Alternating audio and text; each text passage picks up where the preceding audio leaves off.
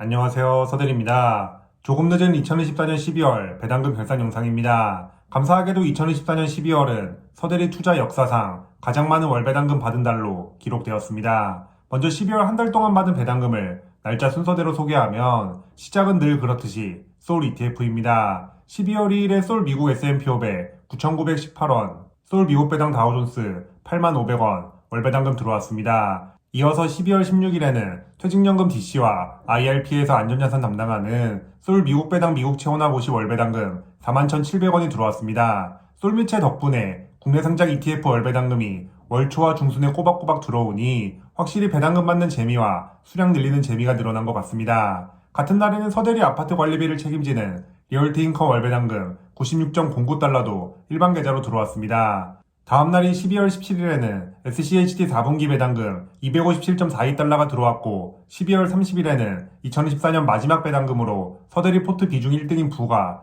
224.61달러 분기 배당금 보내줬습니다.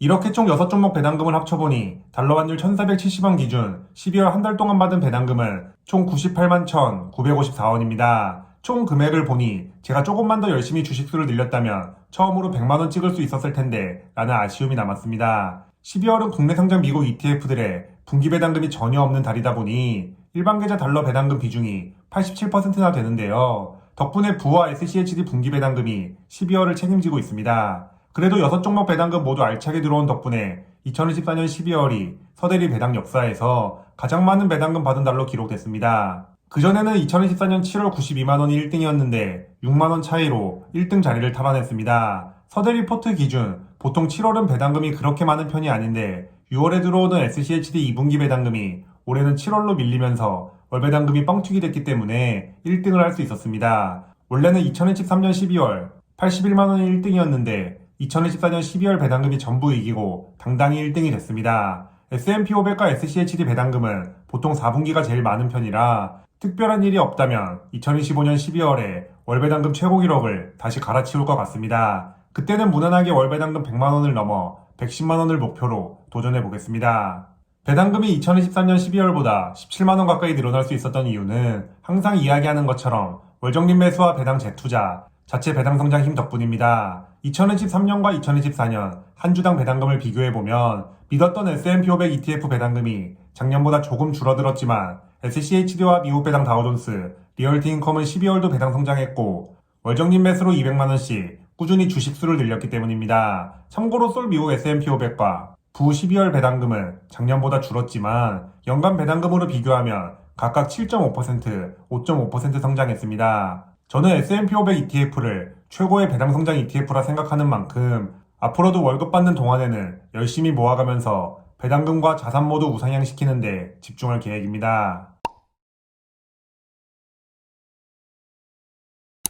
2024년 12월 배당금 결산인 만큼 1년 동안 받은 총 배당금이 얼마인지와 2023년보다 얼마나 늘었는지도 간단하게 살펴보겠습니다. 달러 환율 1470원 기준 서대리가 1년 동안 받은 배당금은 총 653만원입니다. 2023년 배당금이 490만원이니 1년 사이에 163만원 늘었는데요. 성장률로 따지면 33%입니다. 매월 적립식으로 투자하면서 주식수 늘린 영향이 크지만 매년 3에서 5% 내외로 늘어나는 회사 연봉과 비교하면 확실히 엄청난 성장률입니다. 2018년 연간 배당금이 5만원이었는데 매년 아름답게 우상향하고 있습니다. 여기서 배당금의 장점을 두 눈으로 확실히 체감할 수 있는데요. 2017년부터 지금까지 주식 투자하면서 미중 무역 갈등과 코로나 팬데믹, 2022년 1년짜리 하락장을 겪었습니다. 이 과정에서 주가가 크게 흔들렸고 저의 계좌 총자산은 작게는 몇백만원, 크게는 5천만원 넘게 줄어들었습니다. 하지만 배당금은 주식시장 분위기 상관없이 매년 꾸준히 늘어나고 있습니다.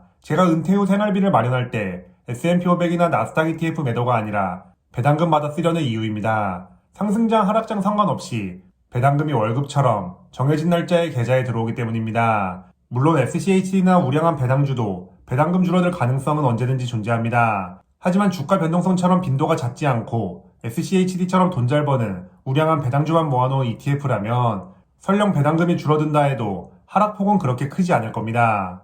만약 SCHD에 있는 100개의 기업이 동시에 배당금 삭감할 정도로 큰일이 터진 상황이라면 투자 중인 어떤 자산도 멀쩡한 상태는 아니지 않을까 생각합니다.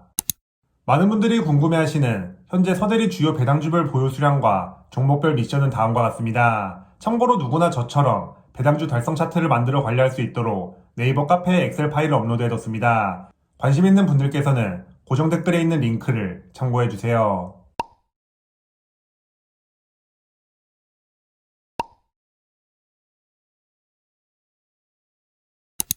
마지막으로 12개월 월평균 배당금도 살펴보겠습니다. 최근에 영상으로 이야기했듯이 월평균 배당금은 처음으로 50만원을 넘었습니다. 그리고 2024년 12월 말 기준으로는 54만원도 돌파했습니다. 40만원에서 50만원 되는데 9개월 걸렸는데 2기 세면 50만원에서 60만원 돌파는 이보다 훨씬 빠르지 않을까 생각합니다. 기본적으로 12월이 1년 중 배당금 가장 많이 들어오는 달이라 월평균 배당금 상승이 크지만 슬슬 복리의 마법이 일어날 법한 자산 규모를 갖추기 시작했기 때문에 배당금 증가 속도가 조금씩 빨라지고 있습니다.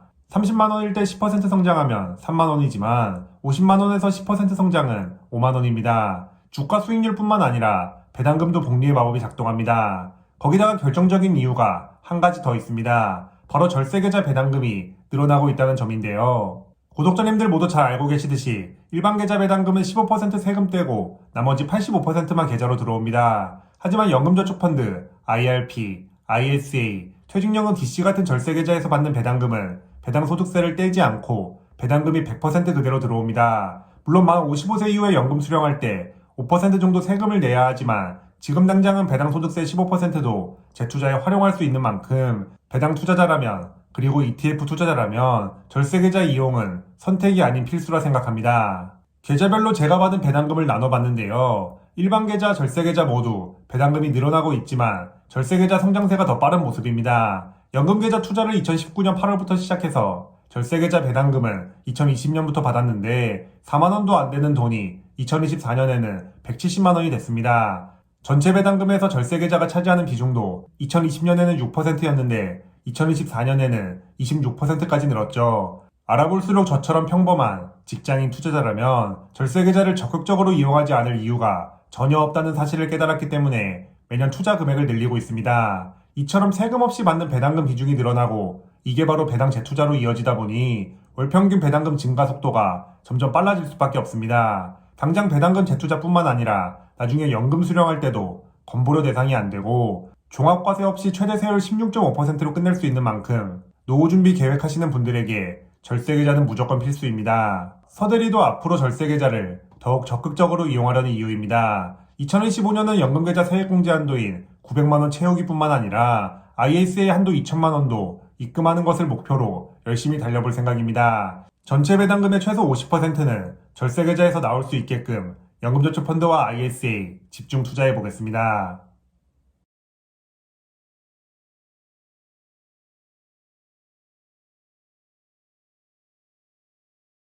그럼 오늘도 긴 영상 시청해주셔서 감사합니다. 제 채널이 구독자님들의 자본주의 라이프에 조금이나마 도움이 되었으면 좋겠습니다. 지금까지 서대리였습니다.